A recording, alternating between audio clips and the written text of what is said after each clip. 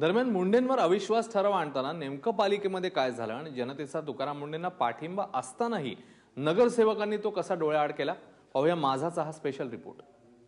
महापालिका आयुक्त तुकाराम मुंडे यांच्या विरुद्ध हा अविश्वासाचा ठराव या ठिकाणी मंजूर झालेला आहे।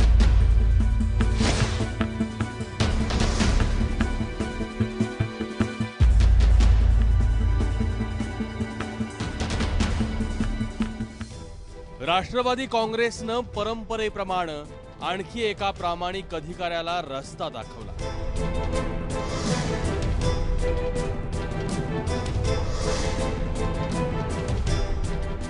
आज नवी मुंबई पालिकेत सभागृह नेते जयवंत सुतार यांनी पालिका आयुक्त तुकाराम मुंढे यांच्या विरोधात अविश्वास ठराव मांडला, जो 104 विरुद्ध 6 मतांनी पारित झाला। या ठिकाणी खऱ्या अर्थाने लोकशाहीसाठी ही गोष्ट उचित नाही, तरी असं असताना देखील हा प्रस्ताव या ठिकाणी मंजूर करण्यात आलेला आहे। आणि या ठिकाणी हा प्रस्ताव महापालिका आयुक्त तुकाराम मुंडे यांच्या बोलत घेणार आपल्याला या ठिकाणी महापालिका आयुक्त तुकाराम मुंडे यांच्या विरुद्ध हा अविश्वासाचा ठराव या ठिकाणी मंजूर झालेला आहे। तुकाराम मुंडे यांनी नवी मुंबईचा कारभार हातात घेतल्यापासून भ्रष्टाचाऱ्यांचं धाबं दणाणलं होतं। पालिकेनं मोरबे धरणाजवळ 163 कोटी खर्चून सोलार प्रोजेक्ट उभारण्याची तयारी केली होती। पुढच्या 25 वर्षाच्या देखभालीचा खर्च 125 कोटी रुपयांवर जाणार होता। प्रकल्पातून तयार होणाऱ्या विजेचा प्रति युनिट खर्च 8 रुपये 50 पैसे इतका होता। इतक्या महाग विजेला मार्केटमध्ये कुणीही खरेदीदार मिळणार नाही। त्याशिवाय 19 कोटी खर्चून आंबेडकर भवनाच्या डोमवर मार्बल बसवण्याची घोषणा केली। IIT कडून मागवलेल्या अहवालात मार्बल टाइल्स बसवण्याची गरज नसल्याचं समोर आलं आणि त्यामुळेच तुकाराम मुंढेंनी त्या प्रकल्पावरही फुली मारली।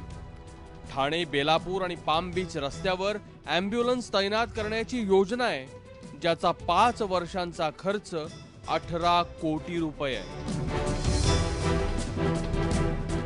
याशिवाय अनधिकृत बांधकामांवर हातोडा चालवल्यानंही नगरसेवक आणि विशेषतः राष्ट्रवादी मुंडेंवर नाराज होती।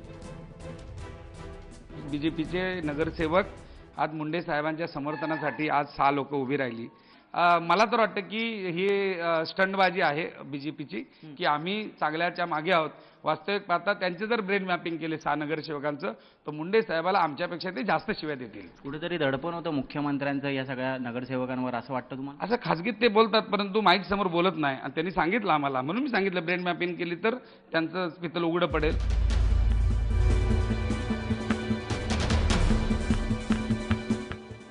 तुकाराम मुंडेंबाबत राष्ट्रवादीच्या मनात अडी असण्याचं आणखी एक कारण म्हणजे प्रॉपर्टी टॅक्स घोटाळा।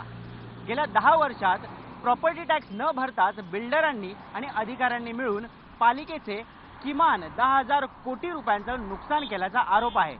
या प्रकरणी प्रॉपर्टी टॅक्स विभागाचे उपायुक्त प्रकाश कुलकर्णी यांना तुकाराम मुंडे यांनी निलंबितही केले।